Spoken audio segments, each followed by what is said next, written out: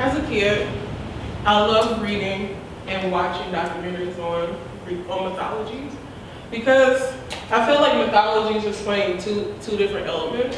One, it explained the culture's way of reasoning natural phenomena, such as the Egyptians and how they look forward to the afterlife because of the myths of Isis and Osiris.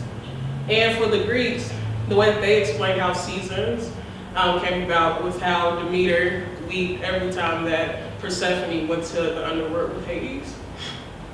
But the second element was the one that resonated with me the most, was that mythology revolves around this theme of transformation through trials. And for me, the character that I resonated with the most was my dude Hercules. My name is Britt, and my thing is that I have gone the distance. This is a Brittany short myth of how I started this program, coming in and just going the distance and looking forward to my next steps in the second year of my fellowship. When I came to the fellowship a year ago, I questioned a lot. I questioned my value, my worth, why I was here. Could I really make a difference? And could this actually work? I was just released from a 4-year sentence called college and university, where I was nothing but an unconforming black face. I was in a weird space where I was too black for white people. And because of my newfound Christian education, I was a little bit too white for my neighborhood friends.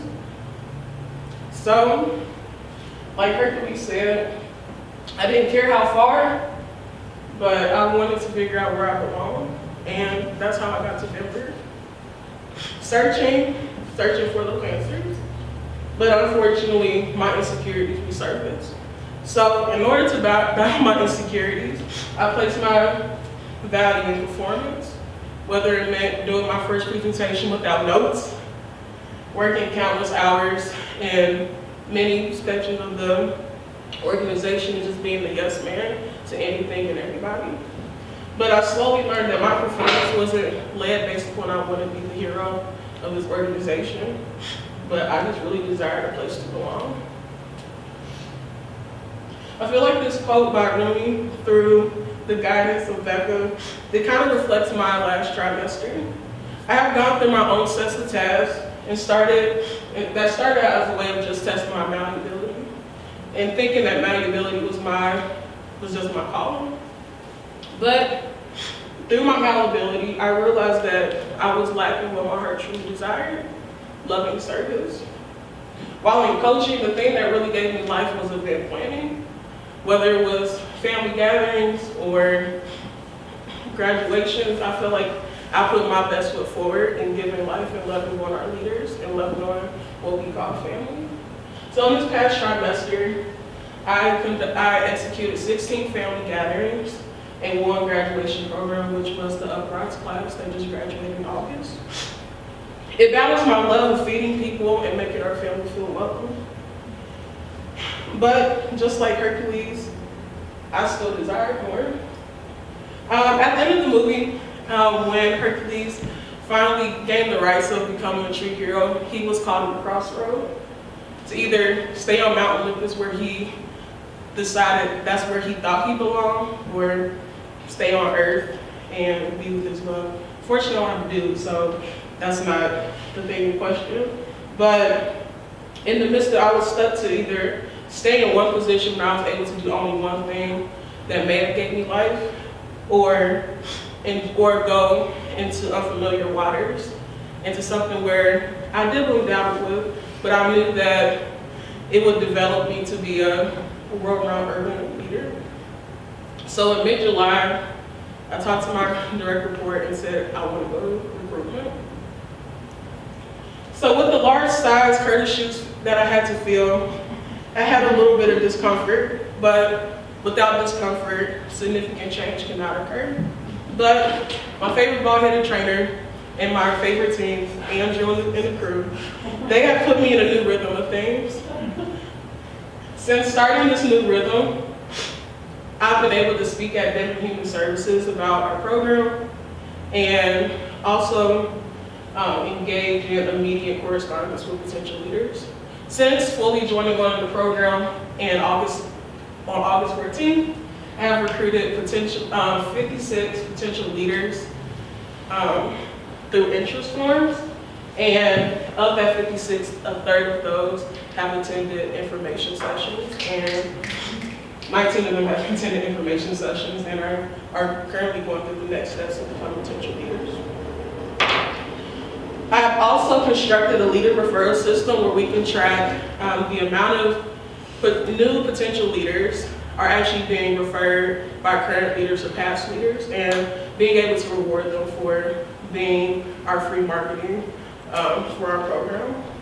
And lastly, I've been working with Amy Key to enhance our organizational presence on social media and online. But there was more than one character in the story of Hercules, and I feel like Meg was definitely the personification of my personal development in this past year.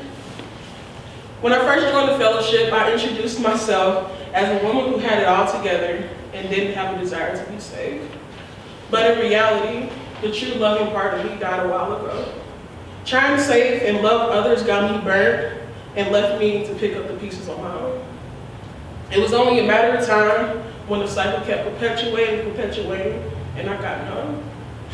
I was left with only an alternative form of myself that I didn't like. I wanted deep-rooted relationships, but with unprocessed hurt and wounding left me at a standstill where it was safer not to feel, not to care, than to express my true emotion. So, in May, I started counseling, and since then I realized that I was already self-aware. I just needed to build my self-concept and actually believe it. I wanted me back. The me that was used to being out of the ordinary and didn't give a damn what people said. There were things that I considered insignificant and the signs of weakness that I truly loved, but in the midst of counseling, I realized that they were unique characteristics of me and the way that God made me. I'm realizing that God put me through this season of transformation to shy away from who I thought I was, and that this is how God made me, and to let Him to continue the transformation process. I've come to accept the fact that I'm intelligent, beautiful, thick chocolate sister that values deep relationships. And I want to use those deep relationships to fight and advocate for those who have gone through similar woundings that I have and prevent them from happening in the first place. One of the great elements of Greek tragedy is that the protagonist learns the truth of his adverse situation, or comes to the realization about himself and why adverse situations have happened to him. Though it seems ironic right now that doesn't make sense, but after a bit of contemplation, I realized it made sense. It's very difficult to learn more about yourself if you're always in a state of comfort and favor. But when you get knocked off your feet and face adversity, it serves as a realization that you are of what you are capable of and what needed to be refined. Through all of the adversities that Hercules needed, in spite of all of Hercules' adversities, he realized that he needed freedom and belonging, and Meg needed freedom of negative self-concept. But when they both came together, they both became fulfilled, because it's like the yin and yang. They complement one another. And I feel like that ties into my personal journey right now. So in the next year, and even in the next trimester, my hope is that I'm able to find both. Find a sense of belonging, and also get rid of those negative self-concepts. I realize that these two are very necessary if I want to flourish and grow, not only in this community here, but also in my personal and professional development. Thank you.